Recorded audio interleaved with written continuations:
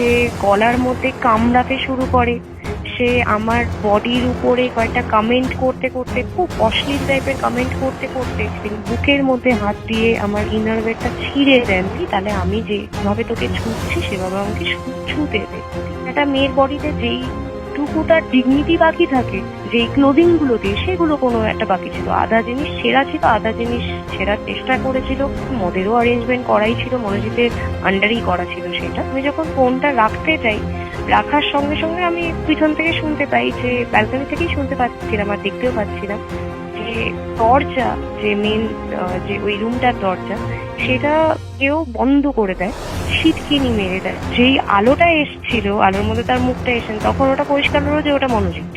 তো সে শার্টের বাটন খুলতে খুলতে আমার দিকে যাচ্ছিল। It was very evident that he was very very drunk out of his mind. সেই মুহূর্তে তিনি আমার বাবার নামটা আমাকে বলে, যে আমাকে এটাও বলা হয় যে তোর বোন কোন স্কুলে পড়ছে, আমাকে এটাও বলা হয় যে আমার বোনকে সে স্কুলের থেকে তুলে নিয়ে যাবে, সে 2 মিনিট লাগবে না আমার বাবা মার আতা পাতা মিটিয়ে দিতে, আমাকে 2 মিনিট লাগবে না তার অনাথ করে দিতে। একটা মেয়ের বডিতে যেইটুকু তার ডিগনিটি বাকি থাকে, যেই ক্লোদিং গুলো দিয়ে, সেগুলো কোনো একটা বাকি ছিল। আধা জিনিস ছেঁড়া ছিল, আধা জিনিস ছেঁড়ার চেষ্টা করেছিল। মদেরও অ্যারেঞ্জমেন্ট করাই ছিল, মনোজিতের আন্ডারই করা ছিল সেটা। আমি যখন ফোনটা রাখতে যাই, রাখার সঙ্গে সঙ্গে আমি পিছন থেকে শুনতে পাই, যে ব্যালকনি থেকেই শুনতে পাচ্ছিলাম আর দেখতেও পাচ্ছিলাম, যে দরজা, যে মেন যে ওই রুমটার দরজা, সেটা কেউ বন্ধ করে দেয়, সিটকিনি মেরে দেয়। যেই আলোটা এসছিল, আলোর মধ্যে তার মুখটা এসেন, তখন ওটা পরিষ্কার হলো যে ওটা মনোজিৎ। তো সে শার্টের বাটন খুলতে খুলতে আমার দিকে যাচ্ছিল।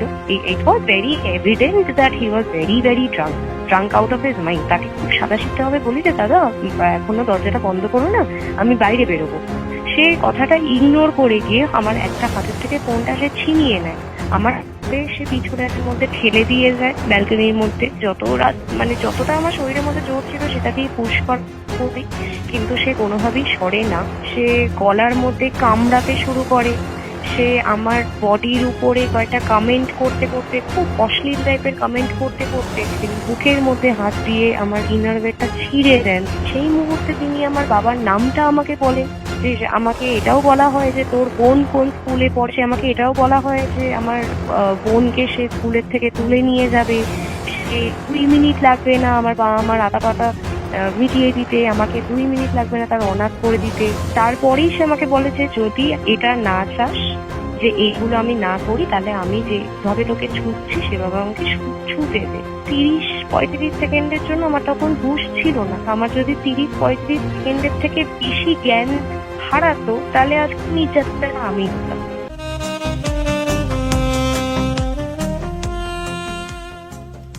সর্বস্তরের ক্রেতা বন্ধুদের শুভ কামনায় বাবা লোকনাথ বাইক পয়েন্ট।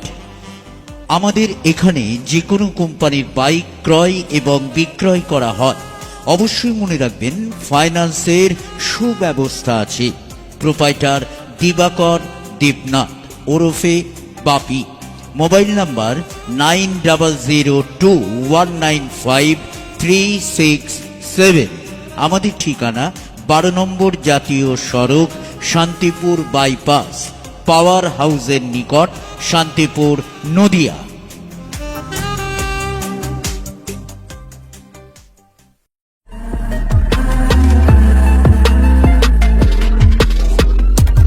নমস্কার, আপনারা দেখছেন HR নিউজ 24, সত্যের লক্ষ্যে মানুষের পাশে।